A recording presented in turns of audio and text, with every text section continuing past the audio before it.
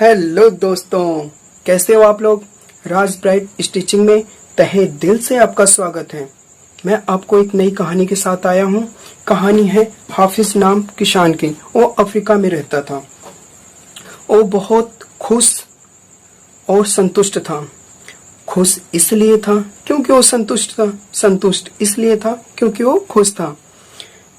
एक दिन एक अक्लमंद बंदा आया और वहां पे उस बंदे ने उस किसान को बोला कि अगर तुम्हारे पास एक अंगूठा भरा हीरा हो तो आप इस शहर को खरीद सकते हैं। अगर आपके पास मुट्ठी भर हीरा हो तो आप पूरे देश को खरीद सकते हो। ये बात उसके दिमाग में टनक गई और उसके बाद वो रात भर बेचैन हो गया और असंतुष्ट हो गया और सो न सका। सुबह होते ही उसने फैसला किया कि अगर मैं इस प्रॉपर्टी को, सारी खेत को बेचकर अपने परिजनों को दे दूं तो उसके बाद मैं हीरे की तलाश कर पाऊंगा। वो हीरे की तलाश करने यूरोप पहुंच गया। यूरोप पहुंचा और थका हारा और स्पेन तक पहुंच गया। जब उसकी कमर बिल्कुल टूट चुकी थी तब उसने एक नदी में अपनी जान दे दी। और कुछ दिनों बाद जो खेत का नया मालिक था वो अपने ऊंट को पानी पिलाने आया। पानी पिलाते समय उसने देखा एक पत्थर चमक रहा था।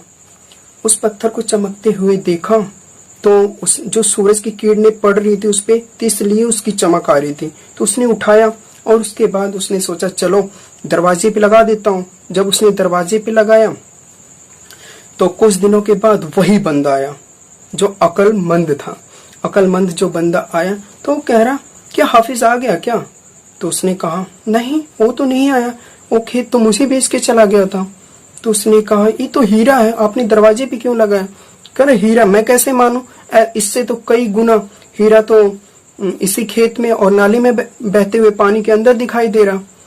तो उसने कहा कि अच्छा। वो बंदा वहां जाता है और उसको देखता है तो वो पहचान लेता है और वो कहता है फिर भी मैं जांच के लिए इसे भेज देता हूँ। फिर जब उसकी जांच होती है तो हीरा ही निकलता है। तो इस कहानी से आपको क्या सीख मिलती है। मुझे तो एक कहानी से ये मतलब निकला कि जैसे दूसरों के खेत में घास हरी हरी दिखाई देती तो हमें लगता है कितना अच्छा खेत है।